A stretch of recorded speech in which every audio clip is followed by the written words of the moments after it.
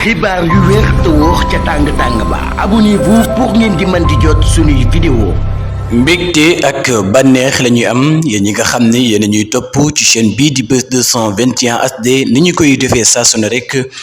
di leen indil ay xibaar la ci gën a fës nag dañu daal di dem directement ca jàkkaarloo gis nañu ki nga xam ne moom mooy bi Bouba Ndour réaction bi nga xam ne am na ko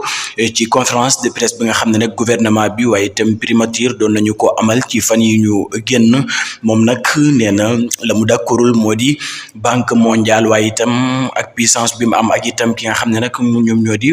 waa FMI ñuy nangu ñu leen di nax loole nag nekkul loo xam ne lu muy gëm la wa ilaa lii nag dafa rax li nga xam ne nag moom moo di politique ba tax na daal jàpp na ne conférence de presse boobee nga xam ne nag dañu ko doon def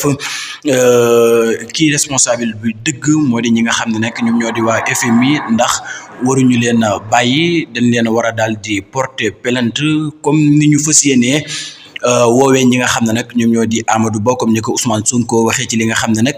moom moo di conférence de presse bi ne ñooñee dañu ñu taxaw ci kanamu sénégalais yi waaye itam leeral leen ana xaalis boobu nga xam ne mi ngi daan dugg ci réew mi fan lay daal di dugg waaye itam ak naka lan ko daan doxalee waaye itam tuddeewaaleen ci ki nga xam ne moom moo di Macky Sall nekkoon itam ancien président bu Sénégal kon nag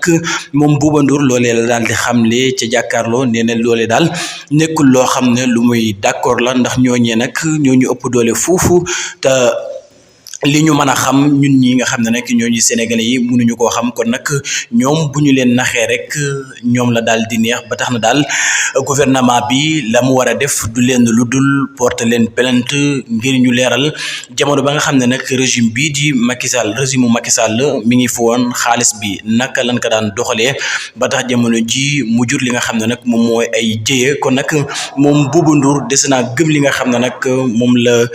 gouvernement bi daal di xamle ci li nga xam ne moom lañ ci daal di fekk kon nag moom la mu bëgg daal nañu porter plainte li nga xam ne nag ñoom ñoo di FMI waaye itam banque mondiale ñu xool naka lañ doon doxalee ak ñi nga xam ne ñoom ñoo di régime ba fi nekkoon di régime mu Macky Sall waaye itam régime bi bañ a fexe ba li nga xam ne nag moom moo di courant waaye itam ak yeneen